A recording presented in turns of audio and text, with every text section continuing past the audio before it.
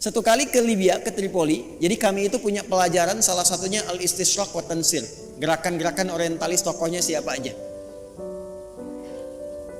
Dahsyatnya kurikulum di sana, kalau sudah belajar nanti tokohnya diundang kalau masih hidup. Jadi kita berdialog, tahu pemikirannya bagaimana. Secara singkat, masih ada videonya sampai sekarang. Gambarnya, fotonya saya masih ada. Itu begitu datang, kita duduk sama menyimak. Itu membaca yang paling ringan dalam Al-Quran, yang jadi favorit Anda sekalian. Kan ada 3 surat paling favorit di muka bumi untuk setiap muslim saat ini. 3 qul terakhir kan? Ya, qul huwallah, qul a'udzu birabbil falaq, qul a'udzu birabbin. Itu baca Al-Ikhlas, qul huwallahu ahad, tertukar-tukar enggak selesai-selesai. Qul huwallahu ahad, Allahus lam yalid wa lam yakul huwallahu ahad, Allahus, sampai istighfar para mufti yang ada pada saat itu, astagfirullah, astagfirullah. Anda bisa bayangkan apa? Karena Quran yang baik tidak akan bercampur dengan yang kotor. Jadi kalau sudah mendapatkan dengan cara yang kotor, harta yang kotor, pikiran yang tidak baik, gak akan pernah Quran jadi petunjuk dalam hidupnya. Ini. Maka kalau ingin jadi ahli Quran, jangan merusak. Anda mahasiswa jangan nyontek. Jadi mahasiswa yang jujur, bekerja yang benar, belajar yang benar, masuk kelas disiplin. Nanti kalau Anda udah jadi ahli Quran, Anda akan menikmati bagaimana Anda menuntut ilmu. Jadi senang belajar itu, nikmat, nyaman.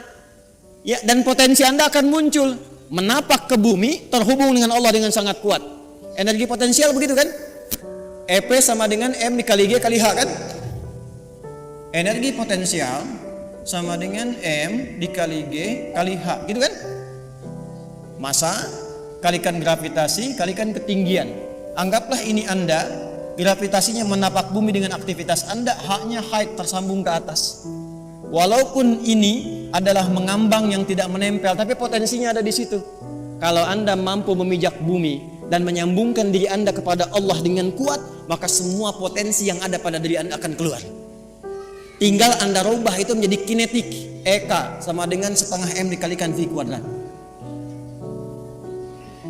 M kalikan V kuadrat. Usaha Anda nggak akan banyak lagi, cukup setengah tapi percepatannya banyak. Kalau Anda ingin rubah jadi pekerjaan dan beraktivitas, gabungkan potensial dengan kinetik, maka dia menjadi energi mekanik. IM sama dengan EP dikalikan EK. Anda fisika belajar nggak sih? Mana yang ITB jurusan fisika? Betul nggak ini? Hah? Betul nggak? Betul kan? Tapi nanti energi itu juga bisa berubah. Mesti ada daya, mesti ada kekuatan, mesti ada waktu. Makanya rumus energi nanti berubah kan ketika masuk ke energi listrik, ya kan? W sama dengan apa rumusnya? P dikalikan T kan? Ini dayanya, kekuatan ikhtiarnya, waktunya terbatas. Jadi Anda mengeluarkan energi itu, ya itu terbatas waktunya sampai ajalnya tiba. Quran surah 7 ayat 34. Maka manfaatkan waktu sebaik-baiknya, tanamkan jarak dengan kuat, atur kecepatan dan manfaatkan waktu dengan baik. Maka muncullah rumus jarak S sama dengan V dikalikan T. Halo? Saya senang fisika itu. Saya masih senang belajar baca sekarang. Kalau waktu senggang saya ke toko buku. Yang saya beli itu fisika, kimia, modul-modul sekolah gitu. Saya pelajari lagi, saya lihat-lihat. Kenapa? Karena Allah mendesain alam semesta ini untuk bisa dibaca dan dikaji, dan pusat kajian itu dasarnya berupa pengetahuan. Allah menetapkan nih, kan fisika itu membaca alam kan? Bagaimana matahari berputar, berotasi, bumi demikian, interaksi awan dan sebagainya sampai di bumi, di laut dan seterusnya. Maka Allah berfirman, inna fi khalqis samawati wal waqtilafil laili wan nahar la ayatil li ulul albab. Itu melihat, meriset, menghitung, maka memunculkan ilmu. Nah, ilmu ini itu untuk melihat, meriset tadi untuk membuktikan kebenaran Allah. Benar nggak seperti yang Allah firmankan? Makanya orang yang pintar itu tujuan kepintarannya untuk mengenal Allah. Di semakin Anda pintar fisika, pintar kimia, pintar matematika, pintar biologi, semakin Anda mengenal Allah. Jadi kalau Anda jadi pakar di bidangnya tapi nggak kenal Allah, Anda masih bodoh. Catat tuh. Ngapain pinter-pinter nggak kenal Tuhan?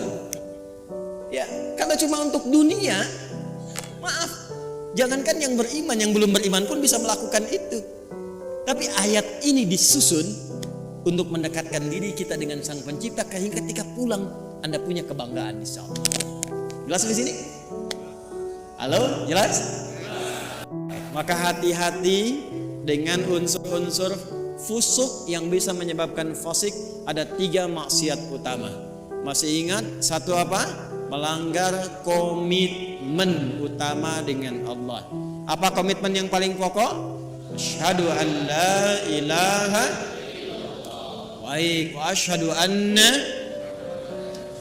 Bagaimana cara menjaganya dalam bab apa? Salat. Semakin tingkatkan salat, semakin cepat kita mendapatkan cahaya Al-Quran. Apalagi kalau rajin jamaah, tidak pernah imam membaca dalam salat kecuali ayatnya seperti yang kita butuhkan. Yakin itu. Karena imam tuh kadang begini, udah menyiapkan ayat, tapi ketika sudah takbir kadang bisa berubah ayatnya. Saya barusan pengen baca Al-Isra ayat 78 sampai 81. Tapi ketika mulai takbir Al-Fatihah yang muncul apa? Az-Zariyat. Ayat 1 sampai ayat ke-29. Itu yang tadi kita bacakan. Saya yakin kalau Anda ngaji pulang ke rumah, lihat lagi. Di antara Anda pasti ada yang mengatakan, ini yang saya cari selama ini. Silahkan cek. Karena desainnya begitu. Kedua, jangan pernah memutuskan apapun yang Allah perintahkan untuk diapakan? Disambungkan. Contohnya, hubungan antara anak dengan siapa? Orang tua. Hubungan timbal balik ini kalau benar dilakukan, pasti akan memudahkan kita berinteraksi dengan Al-Quran. Yang ketiga, jangan pernah merusak dalam berbagai aktivitas di muka bumi. Kalau Anda pelajar, jadi pelajar yang baik. Jadi pengajar, dosen, pengajar yang baik. Jangan merusak murid. Hati-hati. Kalau Anda bekerja yang benar, jangan merusak sistem. Ya, dengan mencuri, dengan menyogok, dengan macam-macam, jauhi. Kalau semua yang dikerjakan benar dan baik, insya Allah semua pedoman Quran mudah untuk kita dapatkan, mudah untuk kita amalkan. Jelas?